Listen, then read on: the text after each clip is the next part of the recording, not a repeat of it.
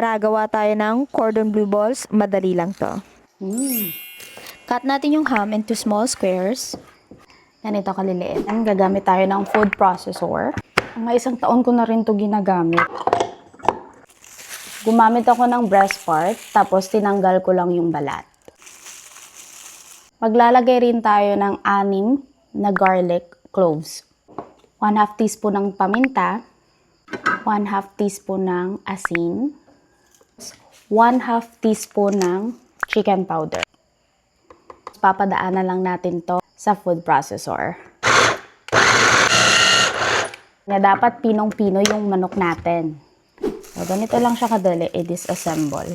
Siputin nyo guys kasi hindi tayo mayaman. Lagay natin yung ham So, i-mix lang natin. until maging well combined. Bale, gagamit tayo dito ng isang blocking cheese. Kahit anong brand, ito lang yung kaya ng budget ko. Kaya bahala na kayo kung anong gusto nyo. So, slice lang natin to into small cube. Nakadepende na sa inyo kung gaano kalaki yung gusto yung cheese. Pangit. Tinry ko mag-gloves pero hindi para sa akin yung gloves kaya kakamayin ko to. Baka may makita ako sa comment na, ew, bakit ka nagkakamay? Wala akong pakit kasi kami naman din yung kakain nito. Iikot-ikutin nyo tapos i-flatten nyo. Lalagay nyo yung cheese sa gitna. Bilug-bilugin nyo. Kaya nung ginawa nyo sa ex nyo. Diba? Joke! Final product. Yan. Kung nakaabot kayo sa part na to, saan kayo nanonood? Tsaka anong oras nyo napanood to? Tapos huwag nyo rin kalimutan na i-like tsaka i-share kung nagustuhan nyo yung recipe ko. Bali sa recipe na to, nakagawa ako ng 15 pieces na cordon bleu balls. Tapos may sobra ako na 8 pieces ng cheese.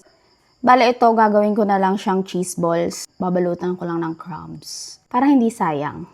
In one bowl, magka-crack tayo ng egg. Flour. And ng 1/2 teaspoon ng chicken powder. Tapos 1/2 teaspoon ng black pepper. Haluin nyo lang breadcrumbs. Lalagay natin to sa itlog, sa flour, sa itlog uli. Tapos dito sa crumbs. Ito yung final product niya. Let's store it sa fridge tapos ilabas na lang natin kung kakain na tayo. Ipiprito natin to in low heat pan. Ang gusto natin ma-achieve dito ay, syempre dapat golden brown na yung color niya, tsaka dapat luto na yung manok.